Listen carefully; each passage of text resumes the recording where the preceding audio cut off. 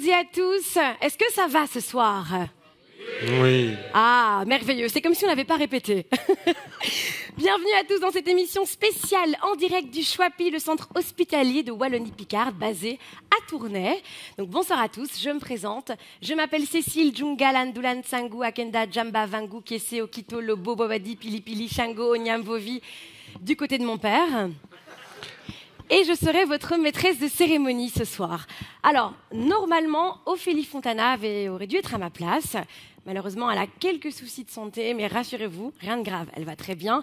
Elle vous embrasse. Et donc, elle m'a confié la tâche de la remplacer. Et elle ne sait pas que c'est moi qui l'ai, bien sûr, poussée dans l'escalier. Voilà. On embrasse Ophélie, bien sûr. Tout à fait. Et on va vivre un moment exceptionnel ce soir. On a pour objectif de répondre à toutes vos questions concernant l'inauguration, ce nouveau projet de site unique qui verra le jour en 2023. On m'a dit 2023. On espère que ce sera plus rapide que la construction du palais de justice de Bruxelles. Mais on fait confiance aux Tournaisiens et tout va très bien se passer. Exactement. Alors, on a ici, sur le plateau, Monsieur Didier Delval. Bonsoir. Alors, vous êtes directeur de cet hôpital. Oui. Qu'est-ce qu'on peut attendre de cette soirée? Donc cette soirée, elle va vous montrer comment on va construire l'hôpital. Non seulement comment on va le construire d'un point de vue architectural, mais aussi le construire à l'intérieur avec ses collaborateurs. Toutes les techniques, comment on va l'habiller, comment on va lui mettre des techniques spéciales, les nouveaux processus. En fait, on va refaire vivre son essence même, qui est l'hospitalier, quoi. Être hospitalier, être engageant, être accueillant, être bienveillant, parce qu'il faut que chaque patient qui vient à l'hôpital se sente bien accueilli, se sente à l'aise, et voilà. C'est ce qu'on va vous montrer aujourd'hui. Eh bien, on va découvrir ça sans plus tarder, parce que je pense que tout le monde se pose cette question. Comment est né ce projet fou, ce projet ambitieux? D'où ce projet tire ses origines, le socle de base? Alors, on va découvrir ça tout de suite.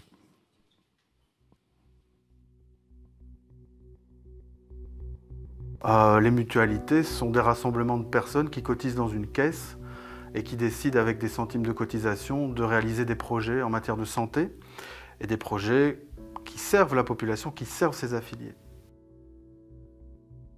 Une mutualité, par essence, on peut la considérer comme étant le syndicat des patients. Nos mutualités, chacune pour elles, ont inventé, ont créé des hôpitaux à destination de leurs affiliés. L'objectif de la mutualité à destination de ses affiliés, c'est de se dire on veut offrir la qualité la plus optimale, la meilleure qualité pour un territoire déterminé. Et donc c'est vraiment dans ce cadre-là, c'est qu'on puisse se rassembler. Et il y a un moment donné dans l'histoire où les concurrences doivent se dépasser parce que les choses évoluent. On vit dans un monde très local et très global. On centralise toute une série de matières, toute une série de structures, d'institutions, et pour pouvoir rester contemporain et permettre à la population de bénéficier de services à la technologie avancée, de services à la pointe, on doit pouvoir dépasser ces clivages historiques tout en restant dans un projet mutualiste. En fait, ça s'est matérialisé avec l'arrivée à la santé du ministre de Motte qui a lancé le principe des bassins de soins. La santé publique, elle peut être dirigée soit vers l'institution, soit vers les besoins des patients. Ce qu'on fait quand on crée les bassins de soins, c'est se préoccuper davantage de la personne humaine dans ses besoins en matière de maladie. Et donc l'institution se met au service de l'individu. Avant les bassins de soins, le Tournaisis, la Wallonie-Picard de manière générale, était relativement dans une situation de concurrence qui pouvait générer effectivement des échecs. Il fallait donc trouver un système par lequel on était à la fois plus efficace et sur le plan économique plus durable. Le Choipi est un des tout premiers hôpitaux à avoir pu dépasser ce clivage. Il ne faudrait pas non plus que le site unique soit considéré comme étant un mastodonte dans lequel le patient ne se retrouve pas et qui devient impersonnel. Donc on a essayé de développer quelque chose qui soit avec une forme de reconnaissance et de toujours avoir le patient qui soit au centre du dispositif. On est dans une logique de rationalisation, une logique de bassin de soins, mais si on est dans cette logique de rationalisation, c'est pour pouvoir porter des projets innovants, des projets technologiques à la pointe. Et donc on est effectivement dans un partenariat institutionnel de personnes, mais qui est au service de la population qui est différente, mais qui se rassemble et qui peut avoir besoin de prestations de qualité dans notre hôpital, qui est le Schwapi. Ce qu'il y a de chouette dans le modèle tournésien, c'est que finalement, il met autour de la table plusieurs opérateurs. Le public, c'est le CPS qui a accepté à un moment donné d'entrer dans un autre modèle, c'est le privé, ce sont des mutualités qui ont pourtant des intérêts différents. Donc on peut dire que c'est vraiment un modèle inspirant. Alors, on accueille sur ce plateau Jean-Paul Gerbeau, vice-président du conseil d'administration, ainsi que Yves Degré, président du conseil d'administration. Bonsoir, messieurs. Alors, première question pour vous, Jean-Pierre. Alors, on l'a vu dans la vidéo, ici, monsieur Rudy Demotte parle des mutualités qui unissent leurs forces pour exercer au mieux leur rôle en termes de santé publique. Alors, qu'est-ce que vous avez à répondre à ça? Attention, il est là, monsieur Demotte. Hein. Il écoute. Il va m'écouter. Alors, oui. Mais donc, je n'avais pas dit que c'est un miracle, mais c'est un alignement des planètes. Il s'est passé à tourner un alignement des planètes. Il se fait qu'il y a eu des rencontres entre des personnes, avec un projet, avec une ambition, et beaucoup de confiance et beaucoup de loyauté. Et c'est ce qui a permis de transcender les réseaux et de conduire un projet d'intérêt collectif au-delà des intérêts des mutualités. Ce qui est magnifique aussi, c'est que cette démarche a été reconnue par les services publics. On a vu dès le départ des ministres, à commencer par le ministre Demotte à l'époque, mais les autres aussi, tous ceux qui ont suivi, qui ont reconnu la qualité du projet et qui en ont fait pratiquement un exemple dans l'application de ce qu'on peut appeler le principe de subsidiarité, c'est-à-dire de laisser à ceux qui sont les plus à même de réaliser les soins en tant que syndicat de patients, la possibilité de le faire et d'appuyer la démarche. Et de ça, on peut en remercier. Alors, monsieur Degré, vous vous êtes mis d'accord sur des valeurs socles qui sont centrées autour du patient. Est-ce que vous pouvez nous en dire un peu plus? Quand on crée un hôpital de l'ampleur de celui-ci, où il y a plus de 2500 travailleurs, 2700 travailleurs dit-on, 300 médecins spécialistes qui travaillent, des nouvelles technologies, mais vraiment de très haute pointe, des nouvelles technologies très pointues plutôt, et un personnel qui travaille en 3 fois 8 heures, c'est une organisation et un mode de travail qui demande énormément d'efforts en termes de management, d'organisation, de production, mais qui aurait tendance à faire en sorte que le patient soit un peu oublié dans l'affaire, et où on est tellement obligé de faire attention à une série d'indicateurs qu'on en oublie la place centrale du patient. C'est pour ça que nous défendons l'idée qu'un hôpital, même de cette taille-là, doit garder ses valeurs fondamentales d'accessibilité aux soins et de qualité aux soins qui sont primordiales dans le développement du projet. Alors, l'hôpital d'aujourd'hui évolue dans un environnement où la notion de territoire et de réseau est de plus en plus importante. Alors, comment le Schwapi va s'inscrire dans ce nouveau contexte? Oui, mais donc je dirais que le Schwapi était déjà précurseur du réseau, et je voudrais revenir une seconde sur les piliers transcendés. Il y a 20 ans, on nous a un peu regardé en disant « mais qu'est-ce que vous faites? Vous êtes un peu des aventuriers ». Et aujourd'hui, on devient le modèle de référence standard, puisque les réseaux, c'est un peu le mélange des réseaux. Alors, pour revenir au réseau phare, il y a une grande particularité du réseau phare. D'abord, je sais pas un beau mot, mais c'est le réseau banane, donc très éloigné. Mais chacune des 4 institutions a connu déjà des fusions et des rassemblements dans ses villes d'origine. Donc il y a déjà eu un début de rationalisation. Alors aujourd'hui, on travaille ensemble, on avance, on attend des nouvelles directives du fédéral et du régional. Mais bon, voilà, on est en train de créer le climat de confiance avec les médecins, mais avec les gestionnaires. Et on est vraiment très optimiste parce que, voilà, au-delà du socle de base, on a vraiment un projet ambitieux qui est de faire de l'intelligence collective au service d'une qualité médicale et non pas une stratégie de concurrence sans porter des plus-values de qualité. Merci beaucoup, messieurs. Alors, je rappelle donc qu'on est en direct sur le site du Schwapi, également sur nos télés, donc bienvenue à tous les téléspectateurs qui nous rejoignent maintenant. Alors, on en a déjà appris un petit peu plus, mais la question qu'on se pose aussi, c'est mais à quoi va ressembler cet hôpital? On a envie de voir à quoi il va ressembler. Alors, regardez.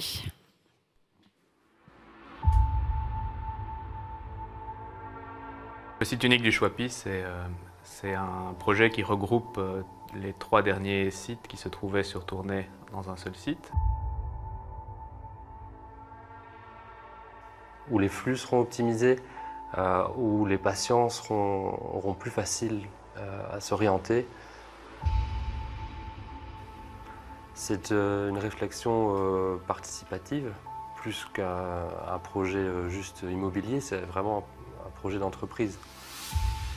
Pour mettre au point le projet et le programme du projet, on a mené pas mal de réunions avec le personnel médical et le personnel soignant, bien sûr, mais aussi des parties prenantes autour de l'hôpital. Ou même les mutuelles, les médecins traitants, tous ceux qui travaillent avec nous régulièrement, pour leur fournir un bâtiment qui corresponde à leurs besoins. On a réellement co-construit ce programme pour arriver à aussi bien comprendre quels étaient les besoins et les attentes de toutes les parties impliquées.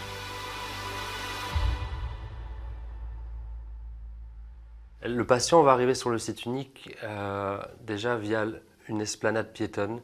Et puis face à cette place, en fait, se trouve le socle, un grand socle qui est ouvert sur la place et qui comprend tous les services pour lesquels les gens peuvent se rendre dans l'hôpital au quotidien, comme des consultations, des hôpitaux de jour, tout ce qui est vraiment très accessible. On a un pôle plutôt administratif, un pôle plutôt médico-technique. Ces pôles ont généré des volumes et ces volumes se retrouvent d'une manière assez lisible présents dans l'architecture du site.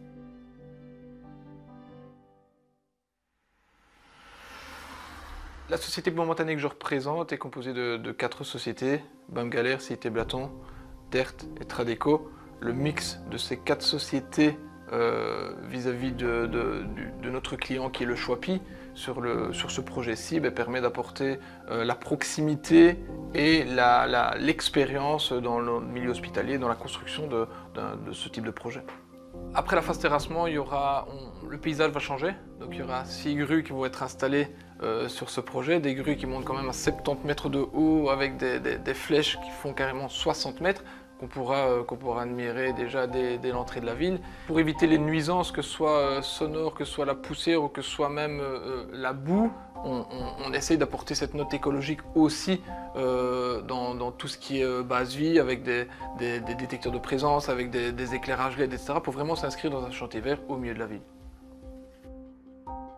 On avait une demande de lumière naturelle importante. Et ici, on a vraiment maximisé les surfaces vitrées, que ce soit via des puits de lumière intérieures ou avec des façades déployées entièrement vitrées. On a placé les unités de soins qui ont une forme assez caractéristique triangulaire pour permettre de minimiser toutes les distances de déplacement du personnel. Le site unique hébergera des chambres qui auront une logique d'angle. Donc elles vont être très lumineuses parce qu'on aura amené beaucoup de surfaces vitrées sur les angles. Et tous les patients disposeront d'une vue vraiment vers l'extérieur. On ne veut pas que ce soit, entre guillemets, qu'un hôpital. Il y aura des services autres que des services médicaux qui seront offerts aux riverains, à la population tournaisienne et aux patients. On veut vraiment que l'hôpital fasse aussi vivre le quartier, en fait. Qu'il ne soit pas vu comme une contrainte par les riverains, mais plutôt comme une chance d'avoir dans son quartier une petite épicerie, d'avoir dans son quartier un service de pressing, un petit restaurant sympa. Voilà, donc il est vraiment aussi ouvert sur son quartier et accessible à tous.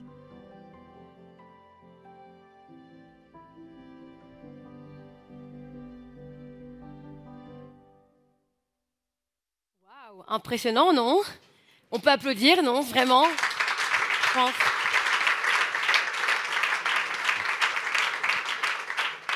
De très belles images, ça donne envie d'accélérer le processus pour que cet hôpital soit déjà là. Moi, j'habite loin d'ici, mais j'ai presque envie de me casser la jambe juste pour venir à l'hôpital dans la chambre. Ça a l'air très très beau. Alors, messieurs, donc on accueille ici sur le plateau monsieur Didier Lefebvre, directeur des infrastructures, et monsieur Nicolas Vanos, président d'Archipelago, le cabinet d'architecture. Alors bonsoir, messieurs. Bonsoir. Bonsoir. Alors, Didier, on a vu ici dans la vidéo, on parle de lumière naturelle, d'isolation performante, mais à quel point est-ce que ce site va être vraiment éco-responsable ? Bien, le site va être éco-responsable parce qu'on va bien sûr récupérer les eaux, économiser les énergies, mais c'est plus que le site qui est éco-responsable.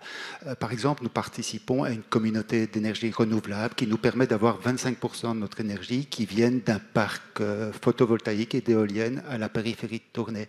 Nous avons une éco-team qui, au jour le jour, développe des projets éco-responsables. Dans la multitude de projets que le Schwapi va mener à bien, nous avons des projets du style de neutralisation des déchets infectieux avant qu'ils ne quittent notre site. Donc c'est le Schwapi qui est éco-responsable. Merci. Alors, le site sera composé de différents pôles. Il y aura le pôle médical, scientifique, formation. Est-ce qu'on peut imaginer ça un petit peu comme un campus, finalement ?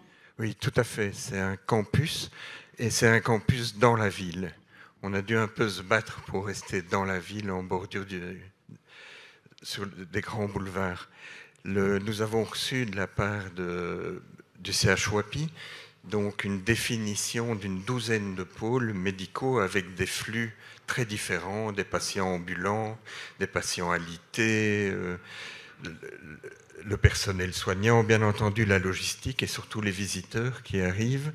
Et on a conçu avec tout cela un hôpital le plus ouvert, le plus lumineux possible, le plus accueillant et effectivement sous la forme d'un campus dans la ville.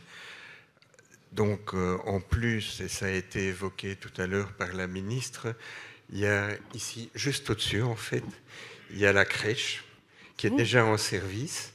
Puis à l'étage, pour l'instant, on a quelques unités de soins provisoires, ça sera un hôtel pour les familles.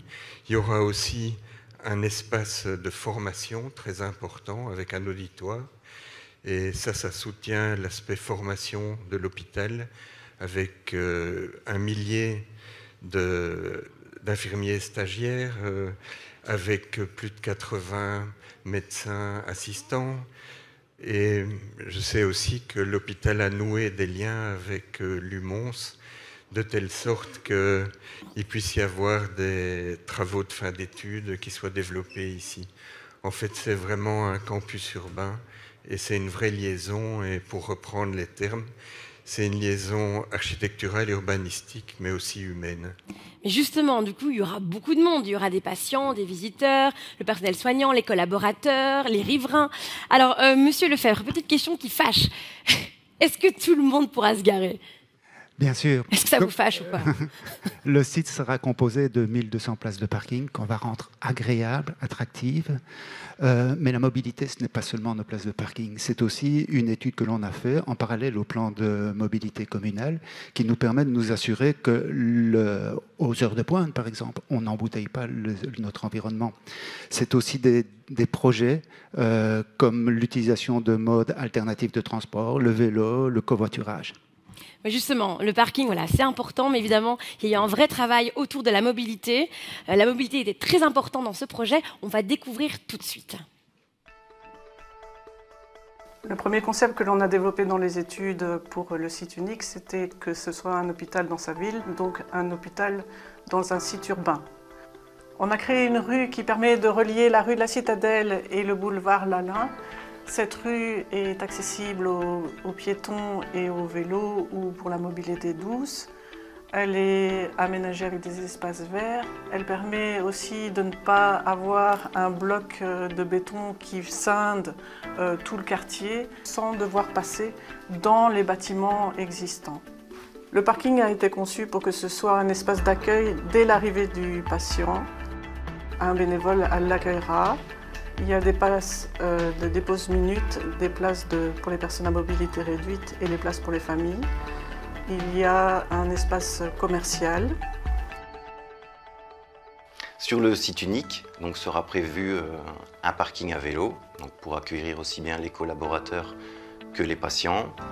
À côté de ça, de plus en plus de gens viennent en trottinette. J'en ai encore vu 2 hier, donc ça c'est parfait au niveau mobilité douce. On n'oublie pas non plus qu'on est aussi desservi par tout ce qui est tech. On a plusieurs arrêts aux alentours du Schwapi. Je fais partie de l'éco-team, puisque je trouvais que c'était important. Moi-même, je viens tous les jours à vélo. J'essaye de venir exclusivement à vélo.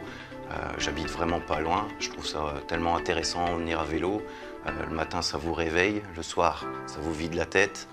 Et voilà quoi, et forcément, c'est facile à se garer. On a un super parking à vélo ici sur le site de l'Union. Et voilà quoi.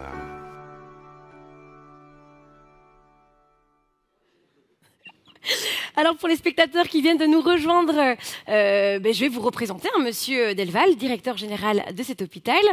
Et vous êtes accompagné à présent de Monsieur le bourgmestre de la ville de Tournai.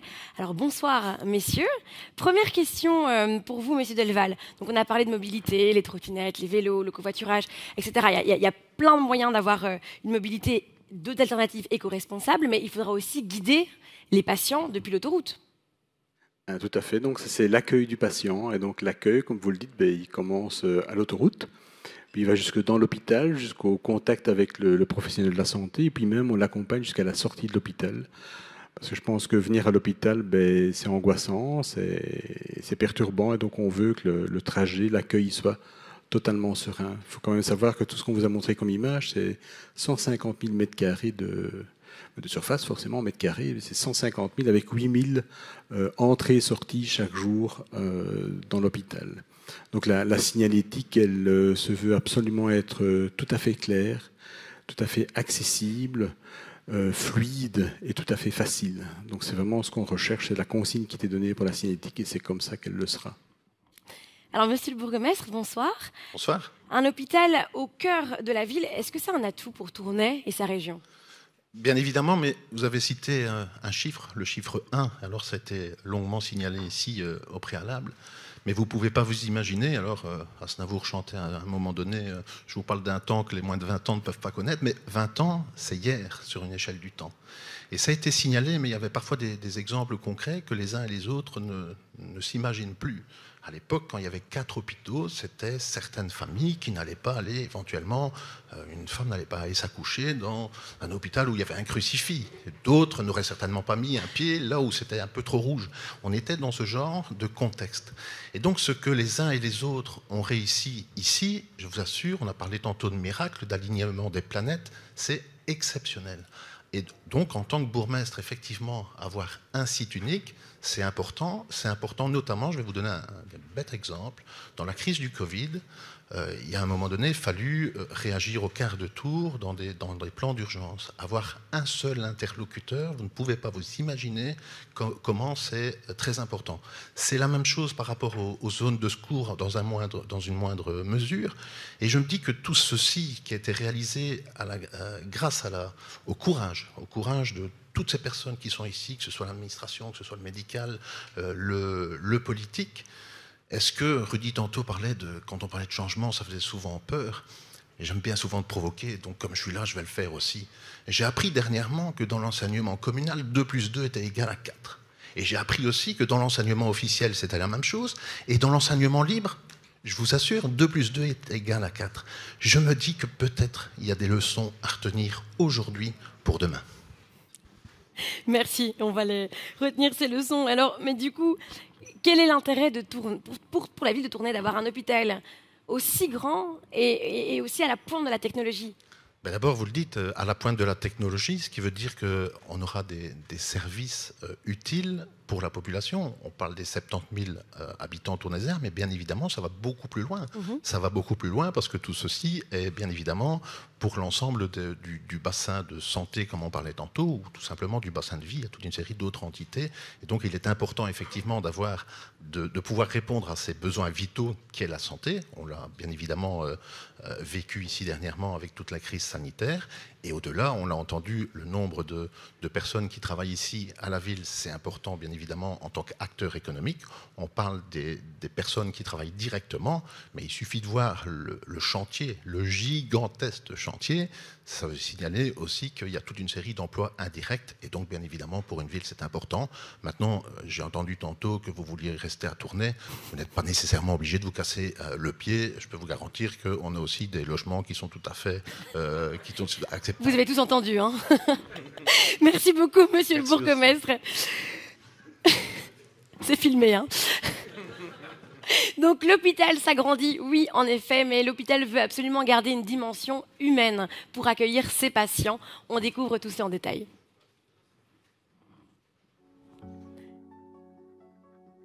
Le patient va avoir l'ensemble de l'information sur le même site. Il va donc pouvoir bénéficier d'une prise en charge harmonieuse et facilitée. Passer d'un service de consultation vers le service d'imagerie, par exemple, si c'était nécessaire dans sa prise en charge, voire programmer une hospitalisation, et tout ça sur le décours d'une même journée. Cet élément facilitant du site unique va pouvoir aussi accentuer son rôle d'acteur dans la santé.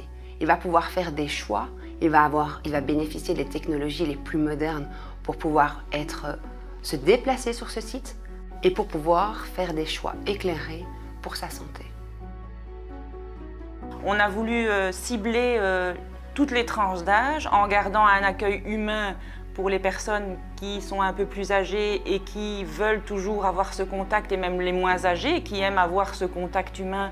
Et donc on n'a pas voulu supprimer ce contact humain qui est très important au sein d'un hôpital. Les bornes d'inscription apportent aussi une possibilité à tous ces gens qui aiment les nouvelles technologies de pouvoir se prendre en charge eux-mêmes et faire leur propre inscription. Et donc notre volonté a été, au niveau en tout cas de l'accueil, c'est de mettre tous les services patients au même niveau. Le site unique nous permet d'harmoniser nos pratiques sur l'ensemble du trajet de soins du patient. Les mêmes technologies sont utilisées, les collaborateurs fonctionnent de la même manière, utilisent les mêmes outils de communication et le partenariat du patient est privilégié et harmonisé sur l'ensemble de son trajet de soins.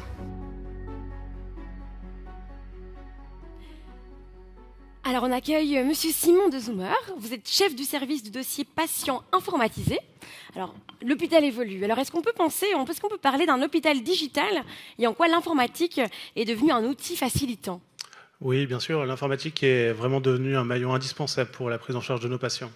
On a des dizaines de métiers complètement différents qui utilisent nos outils tous les jours. Un des logiciels les plus utilisés chez nous, c'est le dossier patient informatisé. Donc c'est là où les soignants collectent toutes les données de santé de nos patients, où ils font les prescriptions de médicaments, où ils consultent aussi les radiologies par exemple. Ce logiciel, il doit être comme nos bâtiments, il doit être fiable, sécurisé, facile d'accès et toujours permettre d'augmenter la qualité de prise en charge de nos patients. C'est pour ça qu'aujourd'hui, le Choapi a décidé de se doter très prochainement d'un nouveau logiciel, dossier patient informatisé, qui va nous permettre d'améliorer considérablement la prise en charge de nos patients et la communication avec eux.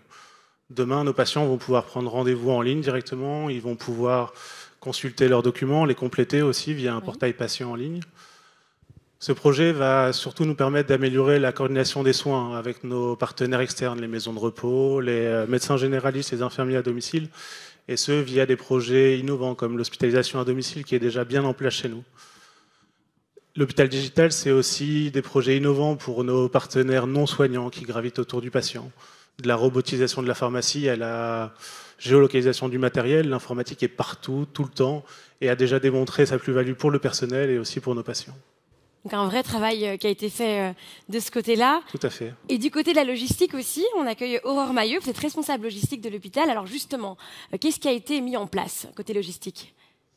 Alors, ce qu'il faut savoir, c'est que notre volonté au niveau du service logistique, c'est vraiment de soutenir davantage le travail des soignants et de leur permettre d'être 100% auprès des patients en leur limitant au maximum les activités de type logistique.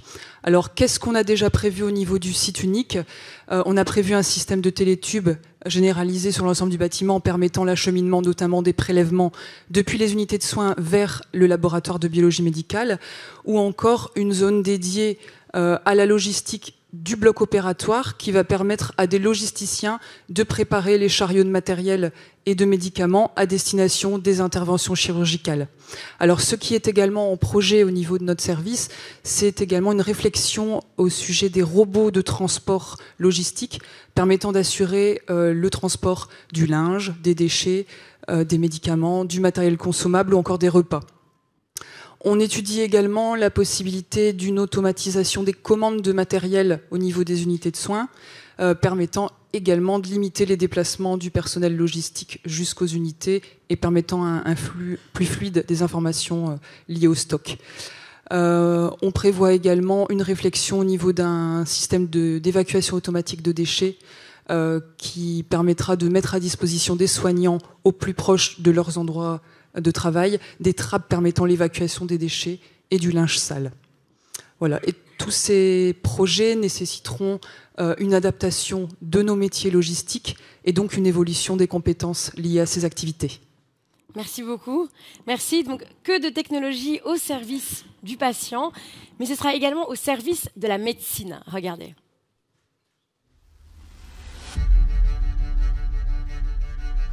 La médecine de demain sera technologique. On aura vraisemblablement beaucoup d'avancées sur tout ce qui est intelligence artificielle. Il faut considérer toutes ces avancées technologiques comme des outils plus performants pour mieux soigner.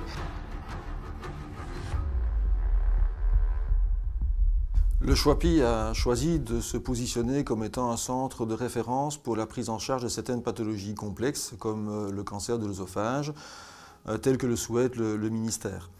Cela entraîne le développement de collaboration entre différents hôpitaux du réseau, mais également en dehors du réseau. Les patients de ces entités hospitalières sont transférés dans notre service de chirurgie au niveau du Schwapi pour la prise en charge de ces pathologies complexes. Ça permet de concentrer ces pathologies au sein de notre hôpital et de garder l'expertise et de pouvoir proposer à notre population la prise en charge de ces pathologies complexes qui normalement devraient être transférées dans des hôpitaux universitaires. Le Schwapi vient d'acquérir une nouvelle technologie au bloc opératoire pour compléter son plateau technique qui est déjà très performant. Et nous avons eu l'opportunité d'acquérir un appareillage qui va nous permettre de faire de la microchirurgie sans microscope. C'est-à-dire que nous allons utiliser une caméra ultra haute définition qui va nous projeter sur un écran en 3 dimensions le champ opératoire. Ici, l'intervention étant projetée dans la salle d'opération même, tout le monde suit la chirurgie et on arrive à faire une chirurgie immersive. Le métier de soignant aujourd'hui, c'est un métier composé principalement de relations interpersonnelles, de relations avec les patients. Et donc il y a certainement des éléments d'empathie, d'écoute, de patience à avoir avec nos patients. Donc c'est l'élément essentiel, me semble-t-il, à côté bien sûr d'une expertise technique qui est demandée pour pouvoir pratiquer des soins de qualité. Je pense que nous avons le devoir de continuellement s'instruire, être au taquet pour les nouveautés, les nouvelles maladies. Un des exemples dont on parlait tout à l'heure, c'est ce fameux syndrome qu'on appelle le MISC, le Multi-Inflammatory Syndrome, c'est pour Children, enfants, qui est une pathologie qui est survenue dans le décours du Covid. Et nous avions anticipé les choses puisque nous avions présenté déjà à une réunion ce syndrome alors qu'on n'avait pas encore connu de cas semblables. Et lorsque nous avons été confrontés à des enfants qui étaient atteints de cette maladie, nous avons pu rapidement faire le diagnostic et les sauver. L'hôpital digital, on est en train de le construire maintenant. Et donc, dans les briques, on est en train de faire passer des tuyaux dans tous les sens, des tuyaux à information. Et ces tuyaux à information, on va les utiliser pour plein de choses. Pour les patients, et donc, si je prends l'exemple du patient, on va lui dire vous avez la possibilité, quand vous rentrez, de vous identifier, de recevoir les documents dont vous avez besoin pour votre consultation. Vous arrivez à la consultation, vous avez des informations sur votre attente. Vous rentrez dans le cabinet dans lequel vous avez une interaction avec le professionnel de la santé et vous allez avoir toute une série d'examens qui vont faire l'objet d'une communication vers le système d'information de l'hôpital. Si on pense au professionnel de la santé, lui, il va être intéressé par justement récupérer de l'information. Et l'hôpital digital, c'est un hôpital qui communique aussi à l'extérieur de ses murs. Et donc on a des connexions avec les autres institutions, on a des connexions avec les médecins généralistes. Et c'est au travers de ces échanges sécurisés, en mettant à disposition de chacun des usagers de l'hôpital, qu'ils soient professionnels de la santé ou patients, les informations dont il a besoin et bénéficie de tout ce qui a déjà été collecté comme information autour de lui.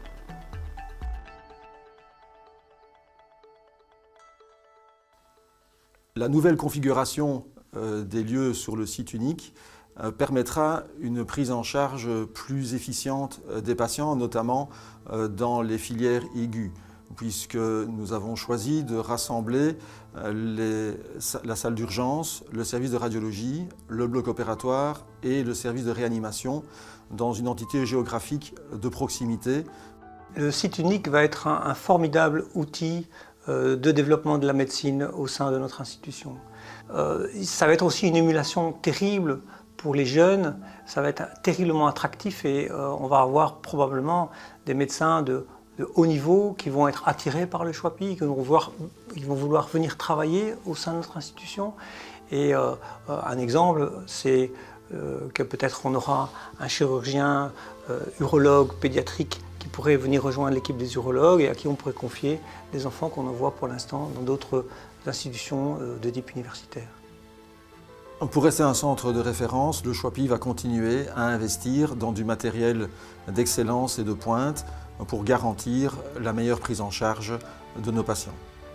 Concernant la neurochirurgie, on a depuis plus de 25 ans eu l'avantage d'avoir un seul service pour tout le Hainaut Picard.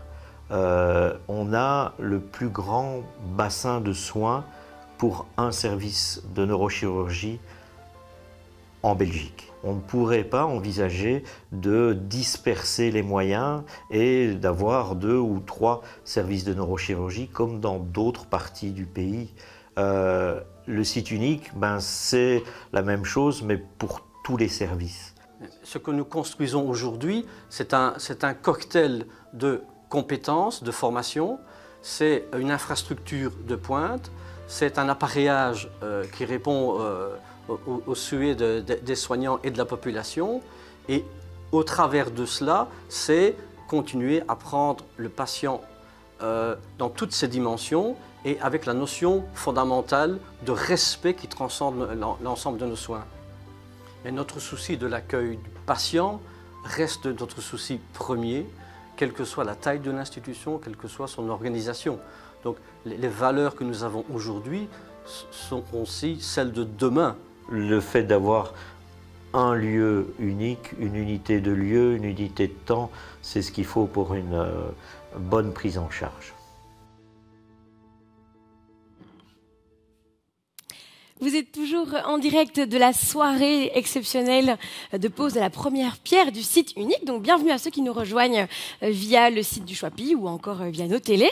On accueille sur le plateau Madame Florence Hutt et Monsieur Stéphane Gillero. Non, pardon, Docteur Florence Hutt et Docteur Stéphane Gillero. Non, c'est important. Moi, si j'avais fait 7 ans d'études, je le tatouerais sur mon front. Et tout le monde m'appellerait Docteur Djunga. Alors, Madame Hutt, il y aura donc des pôles d'excellence, des formations permanentes, du matériel de pointe. Le site unique sera également organisé en filière médicale. Quelle sera donc la plus-value pour le patient ? Donc, on l'a vu ce soir, le Schwapi, ça sera une grande maison de 150 000 mètres carrés. Donc, quand on habite dans une grande maison comme ça, même si on veut que ça soit notre maison, la maison des patients, la maison des travailleurs, il faut un moment qu'on organise la maison parce que plus personne ne pourra nécessairement être à côté de son collègue. Et il faut aussi que les patients puissent s'y retrouver et qu'on groupe en fait les activités médicales et la manière de s'occuper de nos patients d'une manière cohérente par rapport à leur pathologie, mais aussi de telle manière que, évidemment, les professionnels, avec leurs compétences, puissent s'entourer et être actifs et ciblés sur le type de pathologie. C'est comme ça qu'on a décidé de travailler en filière. Et donc les filières, c'est un peu un groupe de pathologies, des spécialistes qui s'occupent du même type de pathologie, puisque les prises en charge sont un peu semblables pour que tout le monde ne soit pas perdu comme ça, et aussi des repères logiques liés à des trajets cliniques, à des types de pathologies. Ainsi, par exemple, il y a une filière qui regroupera la pneumologie, la cardiologie et la chirurgie vasculaire. Ça ne veut pas dire que c'est le cardiologue qui va traiter les maladies du poumon, mais ce sont des patients qui connaissent des histoires, des symptômes et qui ont des besoins, notamment en soins infirmiers de pointe ou paramédicaux. Et il y a une logique, en tout cas, à étendre un peu plutôt qu'à des groupes ciblés uniquement sur les organes ou sur les pathologies. C'est comme ça qu'on a mené cette réflexion. Et Monsieur Gilreau, vous, en tant que président du conseil médical, quelle est votre ambition pour le Choapi? C'est une grande question, hein, mais... Ouais. En fait, comme vous l'avez vu, de nombreux services du Choapi sont tout à fait à la pointe, tant d'un point de vue médical que technologique, mais il faut profiter du rassemblement des sites en un site unique pour pouvoir recruter de nouveaux collaborateurs afin d'étoffer les services qui en ont besoin et de pouvoir développer de nouvelles technologies et de nouvelles expertises afin que tous les services du CHOAPI soient à la pointe de leur spécialité. Et d'un point de vue médical, comment va s'intégrer le Choapi dans la logique des réseaux hospitaliers ? Au niveau de la communauté médicale, je pense qu'il y a 3 points très importants. Le premier, c'est de garder des soins de base dans chaque institution. Il serait difficile de voir une moucronoise aller accoucher à Soigny. Il y aurait une perte de qualité, une perte de sécurité, une perte de confort.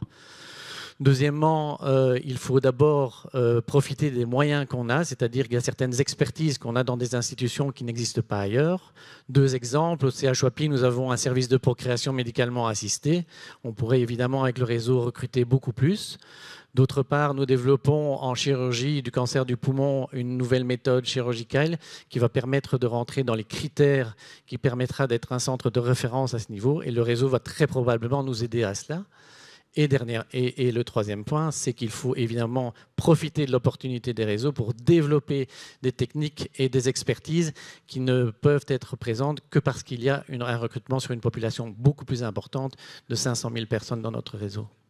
Et justement, en parlant de réseau, Madame Hutt, vous qui êtes directrice médicale de l'hôpital, comment vous allez intégrer tous ces acteurs qui gravitent autour de l'hôpital ? L'hôpital du 3e millénaire, c'est un hôpital ouvert. C'est un hôpital qui ne s'intéresse pas que aux patients qui sont dans l'enceinte de son hôpital. C'est un hôpital qui a une empreinte dans la cité et notamment un rôle d'éducation, de prévention. Puis évidemment, il est sur le trajet du patient quand il est malade et qu'il a besoin de soins hospitaliers. Mais il a évidemment besoin, pour pouvoir assurer toute cette chaîne avant que les patients deviennent malades, pendant et après, d'avoir des liens excessivement forts avec les médecins traitants, les services de soins à domicile, les services médico-sociaux, parce qu'on est quand même dans une région où il y a aussi une précarité sociale qui a indubitablement une répercussion sur l'état de santé des patients. Donc tout ça, c'est le rôle de l'hôpital, de dégager des partenariats et de s'impliquer en tout cas dans toute la santé de tout son entourage. Que de belles perspectives. Alors, du coup, ça nous donne envie de rentrer dans le vif du sujet. Quelles sont les échéances concrètes? Quelles sont les prochaines étapes de construction de votre hôpital? Vous allez les découvrir tout de suite. Tout comme on l'a fait pour la phase de plan, donc on travaille avec des groupes qui sont pluridisciplinaires, avec toutes les équipes amenées à élaborer un projet ensemble. Eh bien, depuis le mois de mars, on a principalement organisé notre travail sur chantier par les pieux sécants. Les pieux sécants, c'est quoi? C'est une paroi en béton qui permet de retenir les terres. La prochaine grosse étape ici dans le chantier, c'est bien sûr de construire la fondation, mais de très vite sortir de terre le premier niveau, qui est le parking. On a un bel objectif, c'est de mettre à disposition d'ici la mi-2022 plus ou moins 200 places de parking déjà. Ensuite, les étapes suivantes, qui seront très visibles pour le kidam qui promène autour du chantier, seront bien sûr les coffrages, ferraillages et bétonnages des différents niveaux, et voir ainsi le bâtiment sortir de terre jusqu'à fin 2023. On a un objectif, c'est de ramener très vite l'activité qui est actuellement sur l'IMC sur le site unique. Notre-Dame va travailler encore quelques temps. On va en avoir besoin un peu plus longtemps que l'IMC, jusqu'au moment où les travaux de couture sont complètement terminés. Et là, à ce moment-là, on transférera l'activité sur le site unique. Depuis le mois de janvier, on a le bâtiment qu'on appelle en interne, on va dire le bâtiment 800, dit l'hôtel, car il est amené à terme à pouvoir accueillir des patients et des familles donc en mode hôtelier. Ce bâtiment, c'est une construction qui est vraiment novatrice, car elle est avec des modules. Depuis août 2021, ce sont nos unités de gériatrie qui ont pris place dans ces bâtiments modulaires. Il y a aussi au niveau 0 la crèche du CH WAPI, les Chouapti. Et au deuxième étage, vous avez une unité d'hospitalisation de jour. Ces patients viennent au départ du site de l'IMC, qui est un des plus vieux sites du Chouapi, et du site de Notre-Dame. Avec les riverains, c'est très important de garder un bon rapport de voisinage. Donc on est bien conscient que dans les mois qui viennent, il y aura des nuisances. Mon objectif, c'est de construire, pas seul dans mon coin, mais avec eux, entendre les recommandations, les remarques de tout le monde, afin de construire de manière positive. On a travaillé avec l'ensemble de nos équipes sur une projection de l'hôpital à 30 ans. Associé à cette démarche et à la réflexion de nos collaborateurs, on a aussi été, on va dire, aidé par une firme qui a une projection sur l'ensemble de la digitalisation possible des hôpitaux et l'ensemble de la robotisation. Donc on réfléchit aussi à pouvoir automatiser certains déplacements, par exemple via l'utilisation de robots dits agiles qui nous permettent de transporter le matériel. D'un point de vue digital, on réfléchit aussi à amener un maximum de confort aux futurs utilisateurs. Donc cet hôpital, il a aussi été construit pour pouvoir accueillir ce côté digital et se préparer à ce changement de mentalité au sein de nos patients.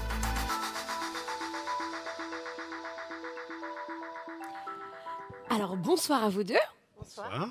J'accueille sur le plateau Madame Vinciane Sand, vous êtes la directrice des ressources humaines de l'hôpital.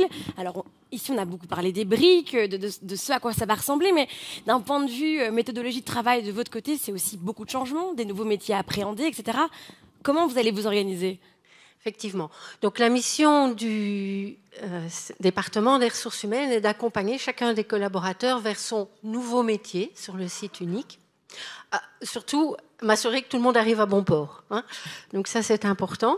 La communication avec le terrain, donc avec les chefs d'équipe et les collaborateurs, elle va s'effectuer à l'intérieur de chacun des groupes de projet. Ce sera d'abord leur permettre de poser leurs questions, de bien s'approprier le projet, mais aussi de laisser s'exprimer des émotions, donc de pouvoir les écouter et rassurer. C'est important d'anticiper pour que chacun sache vraiment ce qu'on va attendre de lui le jour où il va arriver sur le site unique. Un autre point qui est très important pour la réussite du projet, c'est d'impliquer un maximum de collaborateurs. Et pour ça, il faut qu'ils soient en confiance. Donc pour être en confiance, ils vont devoir inévitablement abandonner certaines habitudes, mais acquérir d'autres compétences. Et nous allons, en tant que département des ressources humaines, mettre tout en œuvre pour qu'il y ait un beau programme d'apprentissage. Tous les collaborateurs ont déjà l'occasion de suivre des formations en interne. Il y a un panel de 80 formations qui sont vraiment très diversifiées. Et à ces 80 formations qu'on suit en présentiel, on ajoute des programmes de e-learning sans capsules qui vont être mises à disposition et qui vont permettre à tout le monde de se sentir prêt pour franchir ce nouveau cap, quoi. Mais c'est important que vous puissiez comme ça rassurer les employés parce qu'on précise que vous ne toucherez pas au nombre d'emplois. Absolument pas. On ne pas. fait pas une soirée pour dire on fait un nouvel hôpital, tout le monde est viré. Non, vous restez. Tout le monde reste. Lors de la fusion des hôpitaux, on n'a pas diminué les effectifs, que du contraire. Ils sont en croissance de 5% même depuis sur les 10 dernières années.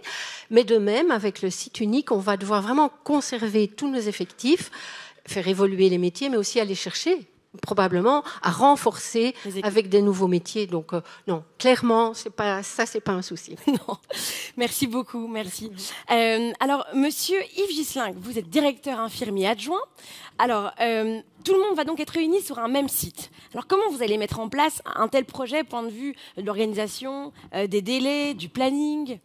Alors là, c'est tout un programme, hein, évidemment. On a déjà beaucoup déménagé dans le CHWAPI, donc nous avons déjà toute notre philosophie de travail qui est bien rodée. Le déménagement, c'est tous les départements qui vont déménager.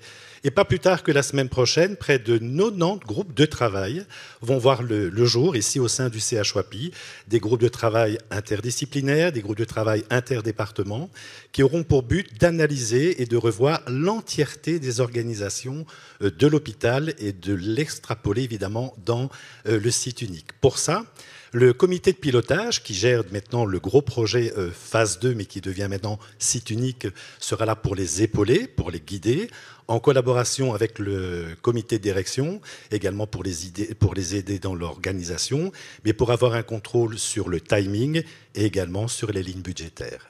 Et est-ce que vous avez une idée de ce que vont devenir l'IMC et Notre-Dame ?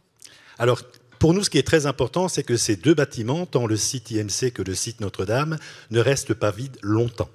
Donc nous travaillons déjà avec une société extérieure pour faire en sorte que dès que ces déménagements ont eu lieu, ces sites puissent être affectés très très rapidement.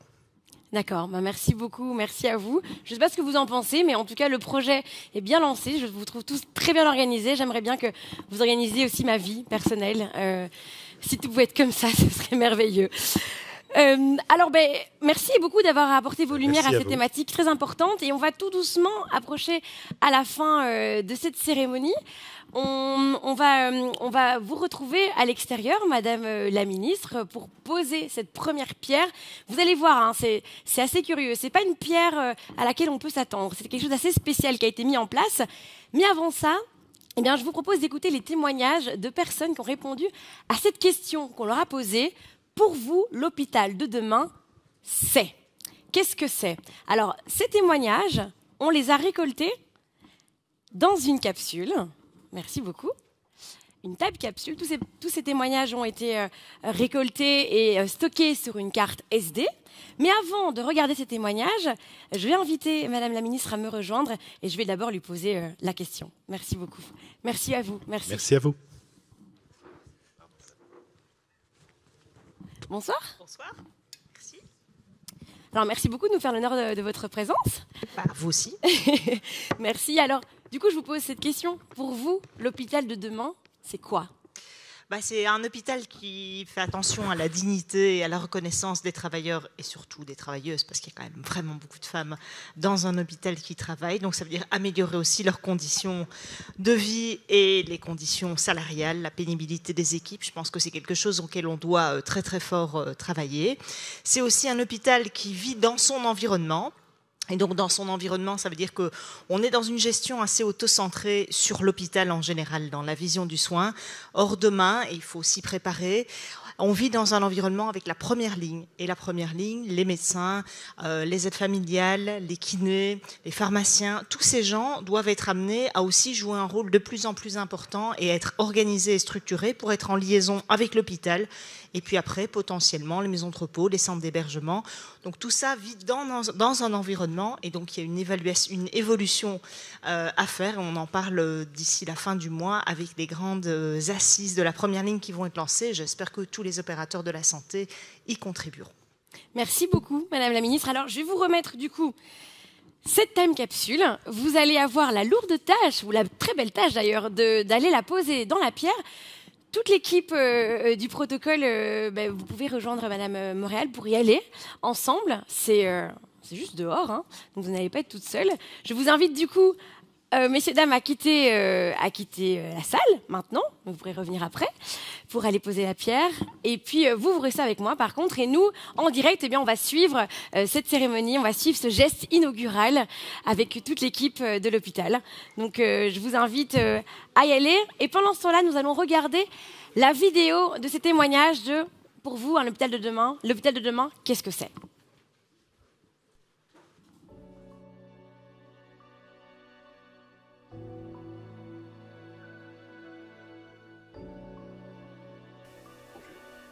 Pour moi, l'hôpital de demain, c'est la pratique de la télémédecine, c'est-à-dire la téléconsultation, la télésurveillance et la téléexpertise. C'est l'Internet des objets, c'est l'hospitalisation à domicile, c'est l'utilisation de l'intelligence artificielle comme outil de soin, c'est la robotisation de certains flux et processus. Et même s'il est équipé des toutes dernières nouvelles technologies, c'est un hôpital qui sait garder le patient et l'humain au centre de sa stratégie. C'est un établissement accueillant et innovant.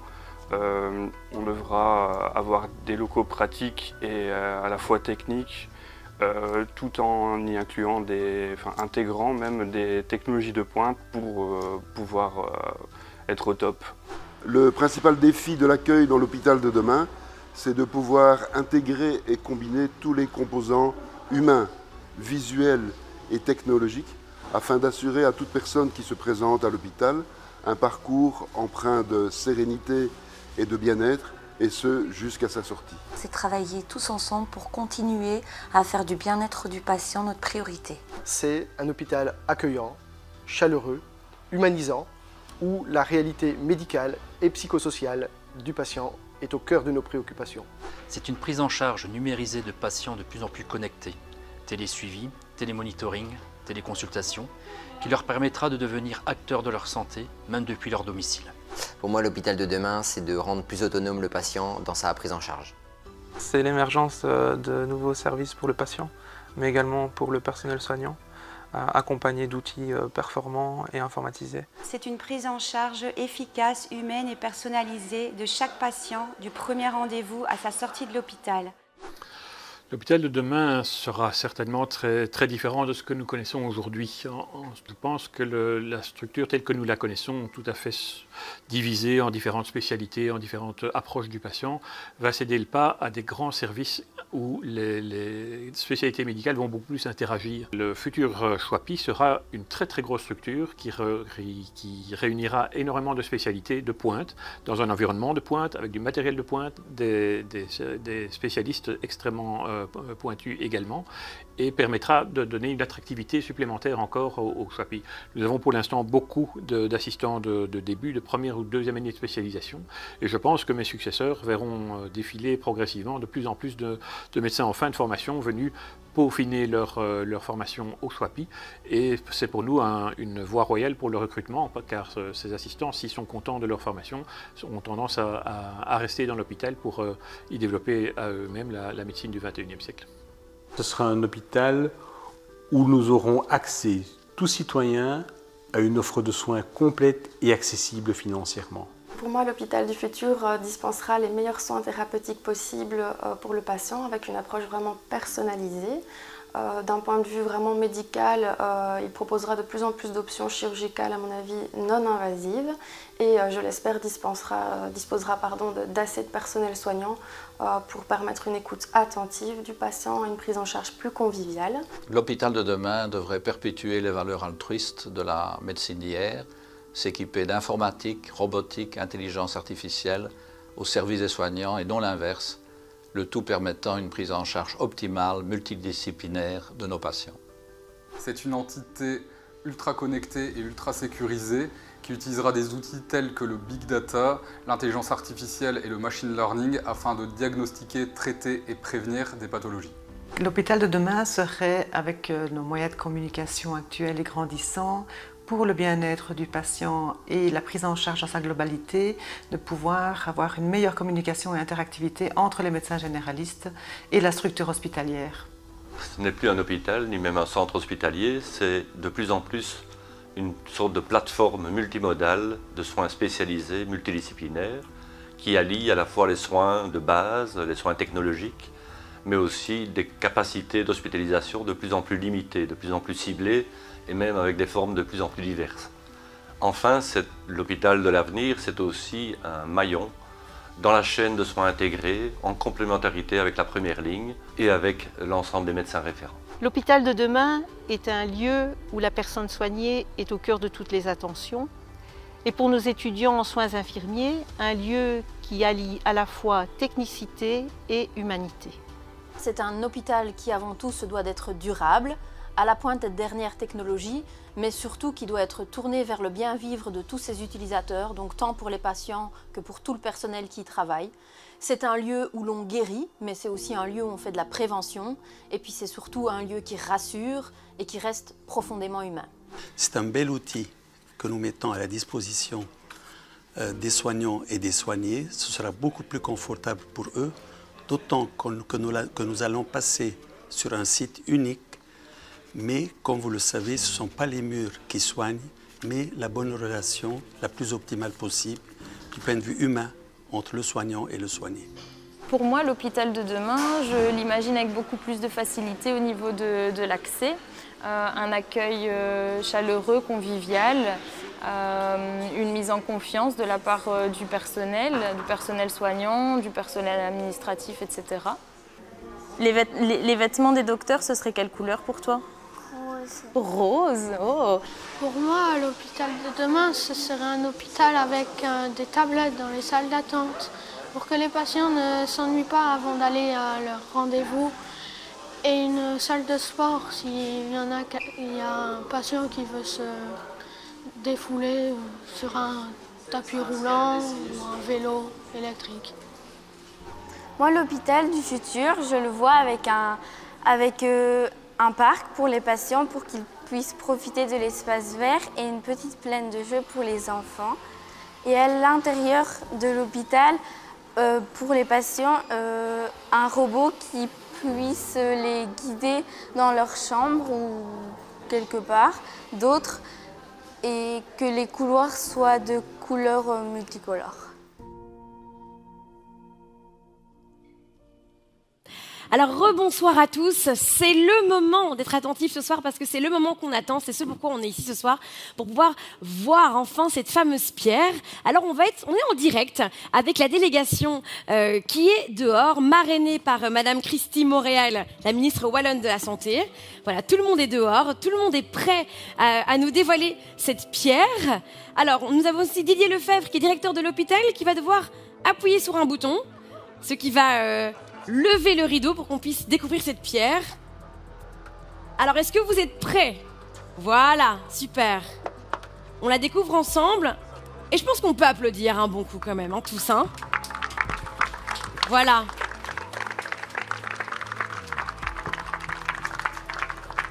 Alors, ce n'est pas une pierre comme les autres, parce que c'est une pierre qui est typique de la région, une pierre historique de la région de Tournai, qui nous vient de la carrière de la Roquette, située à Gorin, dans le bassin carrier du Tournaisis. Et elle nous a été offerte par la société Sagrex Lemay, qui est la dernière entreprise de la région qui produit encore ce type de pierre.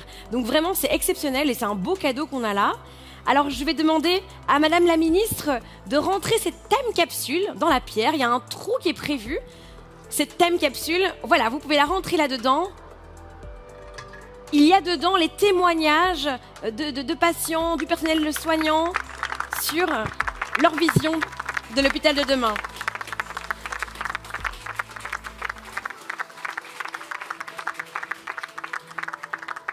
Donc merci beaucoup Madame la Ministre, merci à toute la délégation, c'est très important pour l'hôpital Choipy qui pose vraiment un geste symbolique, un lien entre son engagement pour les patients et également pour ses partenaires. Donc merci beaucoup. Alors, eh bien, on arrive donc vraiment à la fin de cette soirée. Merci beaucoup à tous d'avoir été là. J'espère que vous avez passé un bon moment. Est-ce que vous avez passé un bon moment? Bon, à la maison, est-ce que vous avez passé un bon moment? Je ne vous entends pas. Qu'est-ce qui se passe? Alors, j'espère que vous avez passé un bon moment et que vous avez passé une belle soirée et que vous serez présents pour la suite. On va se retrouver en 2023 pour l'inauguration. Et si vous n'avez pas passé un bon moment, eh bien, remettez-vous en question. Voilà. Et sinon, d'ici là, eh bien, je voulais quand même terminer avec une petite blague, une petite blague sur les médecins. Il y a beaucoup de médecins ici ce soir dans la salle. Quelques médecins, d'autres qui ne sont pas médecins. Alors, on va voir si vous trouvez. Hein. Pour vous, quelle est la différence entre un chirurgien, un généraliste, un psychiatre et un légiste? Une idée? Le chirurgien fait tout, mais ne sait rien. Le généraliste sait tout, mais ne fait rien. Le psychiatre ne sait rien et ne fait rien. Et le légiste sait tout, mais il est trop tard. Par contre, il n'est pas trop tard pour prendre soin de vous et de vos proches. Merci beaucoup. On se revoit dans 2 ans. Merci beaucoup.